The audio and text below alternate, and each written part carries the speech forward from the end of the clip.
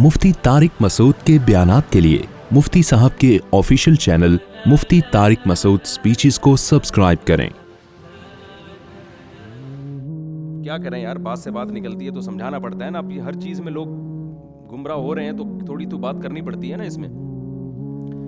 जब तक कोई बीमारी ना हो ना, बीमारी के इलाज के लिए तो इंसान को कुछ आड़े तिरछे टोटके इख्तियार करने पड़ते हैं। कोई बीमार हो गया तो डॉक्टर ने कहते हैं गिलास पानी पियो, तो समझ में आता है यार ये इस बीमारी का शायद ये इलाज होगा। लेकिन नॉर्मल आदमी नॉर्मल रूटीन से ना हटे, समझते हो?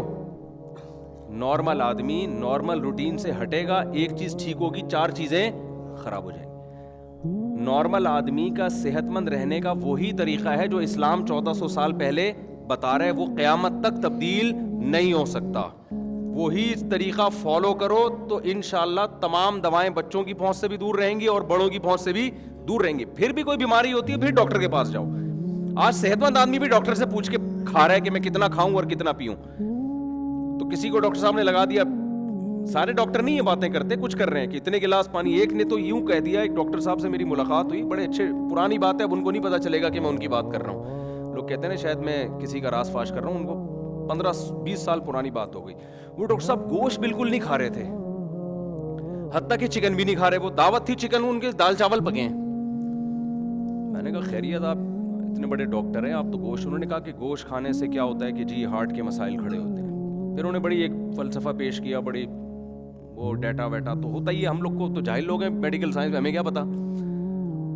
तो उन्होंने कहा एक्चुअली यूं होता है तो फिर यूं होता है, तो वो सब्जी ही खाए जा रहे हैं। उन्होंने कहा इससे जो है ना, फिर मिसालें भी दी, देखो वो जो हिंदुओं के वो हैं, वो हिंदुओं के जो लोग होते हैं ना, जो बहुत से गोश्त नहीं खाते, 99-100 साल तक जिंदा रहते हैं, तो बड़ी मुझे उस वक्त भी ख्याल हुआ, मैंने कहा यार जो काम हमारे पैगंबर ने किया है ना, वो हम डॉक्टर के मशवरे पे छोड़ नहीं। हमारे पैगंबर ने ऊँट का गोश्त खाया है। मैं तो जब हज करने गया ना, इतना मज़ा आया, क्योंकि हज में हमें मिना में दिनों में भूख टाइट लगती है, खाना पीना सारे रूटीन आ गए और मेहनत बहुत होती है, पैदल चलना बहुत। तो हमारे ग्रुप में एक मौलाना साहब थे, उन्होंने बयान किया, बयान में बताया कि यौम नहर में रसूलुल्लाह सल्लल्लाहु अलैहि वसल्लम, ये हदीसें तो हमने पढ़ी हुई हैं, लेकिन ज़ाहिर है वो बयान के दौरान उन्होंने इस हदीस को हाईलाइट किया। तो वो हदीस थी कि नबी सल्लल्लाहु अलैहि वसल्लम ने यौम नहर के दिन जब थक गए ना, थक जाता है इंसान मिना में रमी से फारिग होकर, तो आप सल्लल्लाहु अलैहि वसल्लम ने आपने फरमाया कि ये यौम नहर है, ये कुर्बानी का दिन है, तो 100 ऊँट नहर किया आपने। फिर आप सल्लल्लाहु अलैहि वसल्लम ने उन 100 के 100 ऊँटों में से थोड़ा थोड़ा गोश्त लेके उसकी यखनी बनवाई है, ठीक है ना। उसको पहले ज़माने में ऐसा ही गोश्त बनता था, फिर आपने उसमें से पिया है। मैं सोच रहा था वो हदीस, जब इंसान को भूख लग रही होती है ना, तो वो हदीसें जिनमें खाने पीने का तज़किरा है वो सुन के भी बड़ा मज़ा आता है। तो मैं सोच रहा था कि कैसी ऑर्गेनिक ग़िज़ाएं थी उस दौर में, है भाई, ना वो डालडा डल रहा था उसमें, सही है ना कौन से डालडा को बेचारे को बदनाम नहीं करना चाहता मैं, जितने भी कुकिंग ऑयल हैं कोई भी नहीं था, किसान और कौन सा आ रहा है, तलो और पता नहीं कौन से, सीधा ऊंट ही की चर्बी में पकाया गया और आप सल्लल्लाहु अलैहि वसल्लम ने तनावुल किया। तो मैं सोच रहा था मजा कितना आ जाएगा शदीद भूख में इतनी फुल ऑफ प्रोटीन चीज जब आप खाएंगे और वो शोरबा पिएंगे, और वो शोरबे में ऑयल शामिल नहीं है। ऑयल की वजह से खाना जितना बेलज्जत होता है ना, इतना किसी चीज से नहीं होता, तजर्बा करके देख लो आप। गोश्त उसी की चर्बी में पका के खा लिया करो। खैर, तो मैं सोच रहा था कितना मजा आया होगा यार। और हम लोग क्या कर रहे होते हैं, बिल्कुल इतनी शदीद भूख में भी समोसे फोड़ रहे होते हैं हम बैठ के, ना हमें वो मजा आता है और ना वो जिस्म में ताकत आती है। तो आप अगर नबी सल्लल्लाहु अलैहि वसल्लम की खुराकों को देख लेना, तो मैं आपसे ये अर्ज करता हूं कि तमाम, हाँ वो डॉक्टर साहब क्या कह रहे थे कि बिल्कुल भी गोश्त चिकन भी नहीं खा रहे वो। तो मैंने कहा डॉक्टर साहब की अपनी तहकीक होगी, हम तो खाएंगे, हमने तो तभी से फोड़ दिया। हमने कहा यार ये हमारे नबी सल्लल्लाहु अलैहि वसल्लम की जो सिफात बयान हुई है ना पिछली किताबों में, कि जो आखिरी नबी आएगा, उन सिफात में सिफत हाईलाइट की गई है कि गोश्त खोर होगा वो नबी। नहीं आई बात, मेरा ख्याल है वो नबी क्या गोश्त, क्योंकि उस दौर में भी कुछ वेजिटेरियन भी थे, जैसे आज भी है ना। ارے جب انسان اپنی عقل سے خود سے اپنا لائف اسٹائل متعین کرتا ہے تو ٹھوکریں کھاتا ہے نا. عقل استعمال کی بعض لوگوں نے, انہوں نے کہا ہم انسان ہیں, ہم جانور کا گوشت کیوں کھائیں, ہم جانور کو کاٹیں گے, وہ چیخے گا, اس کا خون نکلے گا, تڑپے گا, یہ ظلم ہے.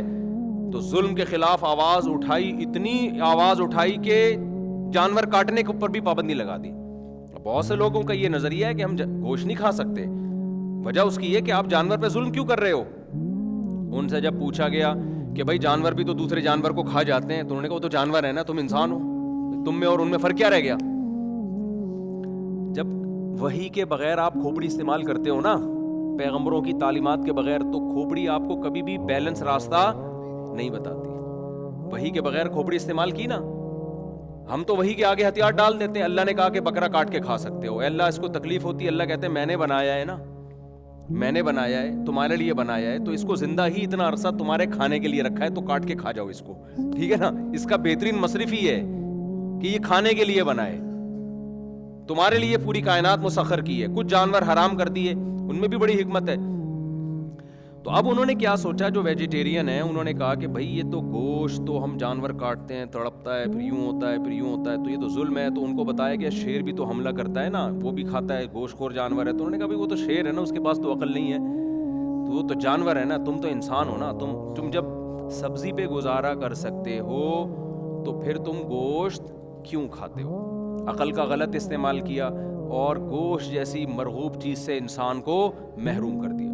کچھ لوگوں نے کیا کیا, انہوں نے کہا نہیں یہ تو نیچر ہے, گوشت انسان کی نیچرل خوراک کا ایک حصہ ہے. انہوں نے عقل کا غلط استعمال کیا. انہوں نے کیا کیا کہ اتنا ظلم جانوروں پہ. ابھی چائنا کی ایک ویڈیو آئی تھی یار, مجھے تو بددعائیں نکلی ہے اس شخص کے لیے.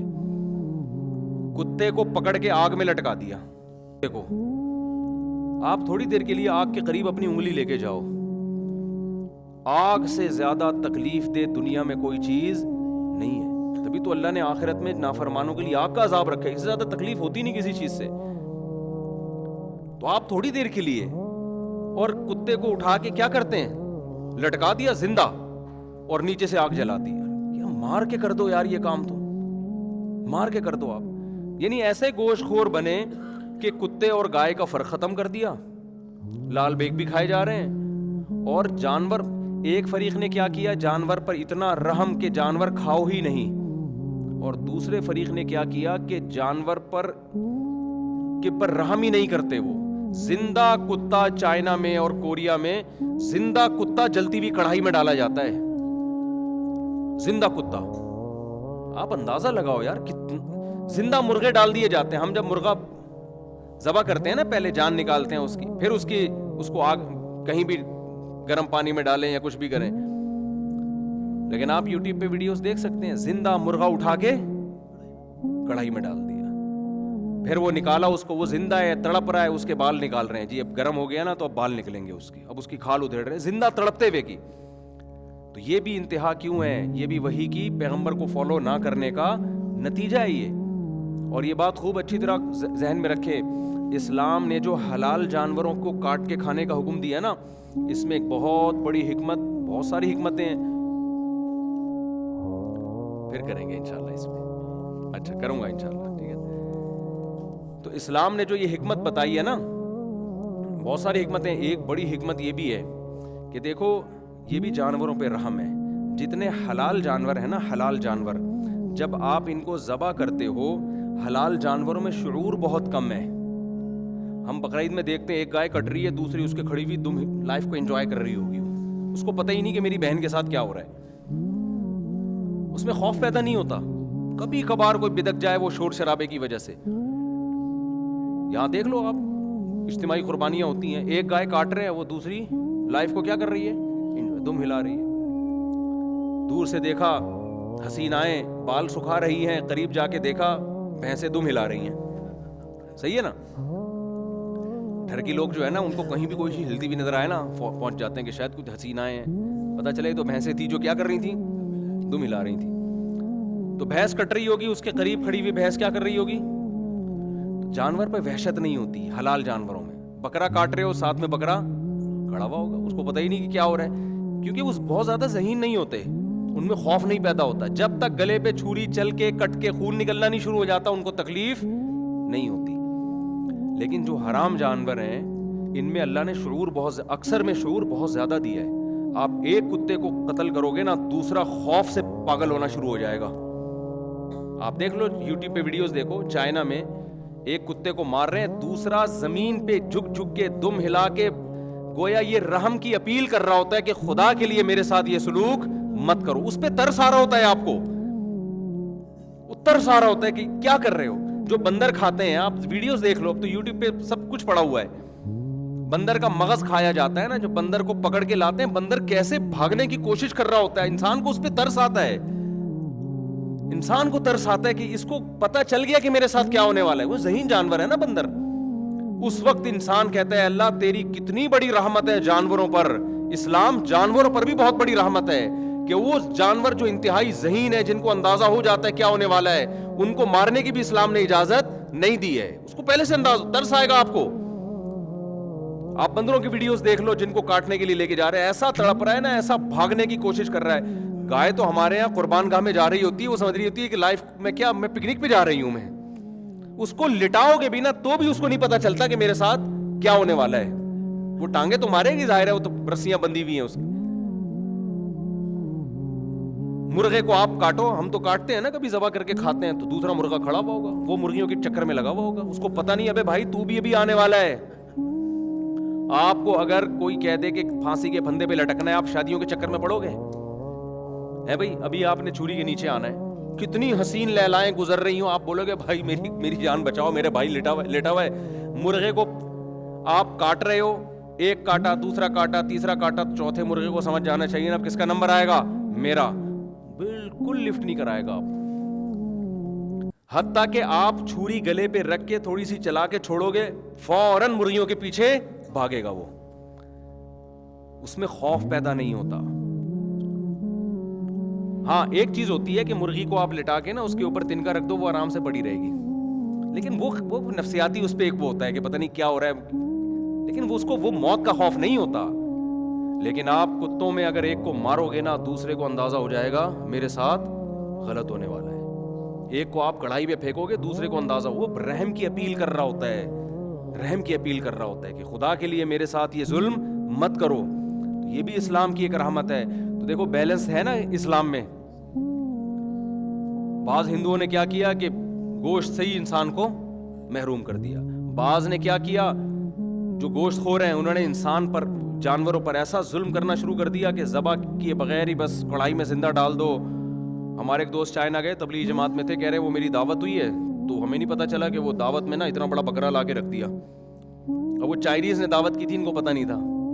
کہہ رہے اتنا بڑا بکرا پورا صحیح سالم, اور وہ زندہ بھی تھا, نہیں اس کی ہل رہا تھا. وہ کہہ رہے, میں نے کہا یہ کس ٹائپ کا کھال سمیت بکرا ہے بھائی. جب دم پہ میں نے کہہ رہے اسٹڈی کرنا شروع کی, اس کے سر سے لے کے جب دم پہ گیا نا, تو دم پتلی سی گول.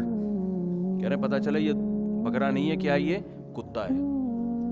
کہہ رہے ہیں پورا کتا, پھر تفتیش کی پتا چلا جی پورا کتا زندہ اٹھا کے پانی میں ڈال دیتے ہیں یا کڑھائی میں ڈال دیتے ہیں, اور اس کے اوپر ڈھکن ڈھک دیا. وہ چیخ رہا ہے, چلا رہا ہے, اور پھر جب اس کو نکالتے ہیں سانس اس میں ہوتا ہے بعض دفعہ, کیونکہ اسکن کے ذریعے ہلاکت, بہت اسکن جلتی ہے نا انسان کی, کھال کے ذریعے مرنا بہت مشکل کام ہوتا ہے. اسلام نے تو حکم دیا رگیں کاٹ دو, فوراً بلیڈنگ, جتنی زیادہ ٹانگیں چلائے گا اتنی زیادہ بلیڈنگ ہوگی, اتنی زیادہ جان جلدی نکلے گی اس کی. جانور پہ بھی رحم کیا, انسانوں پہ بھی رحم کیا. ذبح کرنے کا فائدہ یہ ہوتا ہے کہ سارا بلڈ اس کے جسم سے نکلتا ہے. ساری بیماریاں کس میں ہوتی ہیں؟ بلڈ میں ہوتی ہیں. ہے بھی ناپاک اور گندی چیز بلڈ, کپڑوں پہ لگ جائے تو نماز نہیں ہوتی. تو انسان کا بھی فائدہ ہے, اسے بلڈ سے پاک گوشت مل گیا, اور جانور پر بھی یہ رحم ہے. سمجھتے ہو کہ نہیں سمجھتے ہو؟ تو خیر میں اپنی بات کی طرف آتا ہوں. تو میں بتا رہا تھا کہ وہ ڈاکٹر صاحب کہہ رہے تھے گوشت بالکل بھی نہیں کھانا چاہیے. تو میں ڈاکٹر سے بدگمان نہیں ہوا, میں نے کہا ہوگی ان کی تحقیق, ہم تو بھائی وہی کام کریں گے جو 1400 سال سے چلتا ہوا ہے. اور اسلام میں تو گوشت کی اتنی اہمیت ہے, اگر ہم گوشت چھوڑ دیں ہماری تو مذہبی تہوار ہی ختم ہو جائیں گے. ہر تقریب میں تو گوشت ہے اسلام میں. اسلام میں کھانا زیادہ کھانا پسندیدہ کام نہیں ہے, لیکن جتنا کھانے کا تذکرہ ملتا ہے گوشت کا ملتا ہے ہمیں. یعنی جو تقریبات میں, مثال کے طور پر بقرعید تہوار ہے یا نہیں ہے, اس میں کیا کھلا رہا ہے اسلام؟ دال چاول کھلا رہا ہے. ابے کرسمس میں عیسائی لوگ کیا کھاتے ہیں؟ جو بھی ان کی کھیر کیک ویک یہی کھائیں گے نا. ان کی ہندو لوگ کیا کھاتے ہیں؟ سب جو ان کا تہوار ہوتا ہے مٹھائی کھا لیں گے نا اس میں. اسلام میں کسی تہوار میں مٹھائی, یار ایک تو آپ پہ بولنے پر گوشت نہیں کھاؤ گے تو پھر یہ حال ہوگا. یہ لڈو کھا کے جو بیٹھے ہوتے ہیں نا وہ سست ہوتے ہیں. گوشت کھاؤ گے تو پھر دیکھو آپ کا اسٹائل کیسا ہوگا. تو اسلام میں بقرعید کے بیان کا رخ چینج ہو گیا, لیکن بھائی مفید باتیں ہی ہو رہی ہیں, میرا خیال ہے غلط بات نہیں ہو رہی. اسلام میں بقرعید والے دن تہوار ہے نا بہت بڑا, تو کیا سوئیاں کھانے کا حکم ہے, مٹھائی کھانے کا حکم ہے, لڈو کھانے کا حکم ہے؟ گوشت. اور ہمارے نبی صلی اللہ علیہ وسلم بہت تھوڑا کھایا کرتے تھے, خوراک سے آپ کو رغبت ہی نہیں تھی. لیکن بقرعید والے دن امی عائشہ کیا فرماتی ہیں, پہلا نوالا ہمارے نبی کے حلق مبارک میں جانور کے, قربانی کے جانور کے گوشت کا جاتا تھا. اس وقت تک کچھ کھاتے نہیں تھے کہ اللہ نے آج ضیافت کی ہے. آپ کی کسی نے ضیافت کی ہو اور آپ پہلے سے پیٹ بھر کے آ جاؤ, میزبان کو غصہ آئے گا کہ نہیں آئے گا؟ تو اللہ نے آج ضیافت کی ہے تو ہم ابتدا کس سے کریں گے؟ گوشت سے. تو کتنی ترغیب ہو گئی نا گوشت کھانے کی. اس دن 4 دن روزہ رکھنا حرام کر دیا اللہ نے بقرعید کے 4 دنوں میں. 10 تاریخ کو, 11 تاریخ کو, 12 تاریخ کو, 13 تاریخ کو روزہ حرام ہے. کیوں حرام ہے؟ آپ گوشت نہیں کھا سکتے اگر آپ روزہ رکھ لو گے. یہ جو 4 دنوں میں روزہ حرام ہے اس لیے تھوڑی کہ دال چاول سے اوائڈ کروانا ہے آپ کو. آپ دال چاول نہیں کھا سکیں گے, آپ کھچڑی نہیں کھا سکیں گے, آپ ایکچولی سیلڈ خوراک میں یہ جو آج کل چل رہا ہے نا, چل رہا ہے, میں ڈاکٹروں کا مذاق نہیں اڑا رہا بھائی, وہ ان کی اپنی فیلڈ ہے, ان کو کرنے دو. کھائیں آپ سیلڈ ویلڈ بھی کھائیں. تو ایکچولی وہ یوں, ابے بھائی اللہ کہہ رہا ہے کہ 4 دن تمہیں روزہ اس لیے حرام ہے کہ میں تمہیں بکرے کاٹ کاٹ کے کھلا رہا ہوں اور تم کمبختو روزہ رکھ کے بیٹھ جاؤ گے. یہ گویا اللہ کی میزبانی کی توہین ہے. گوشت کھاؤ تم ان 4 دنوں میں. 3 دن قربانی کی اور چوتھا دن بھی تکبیرات تشریق کا, ایام تشریق, اس میں بھی روزہ حرام کے, چوتھے دن تک بھی گوشت چل رہا ہوتا ہے.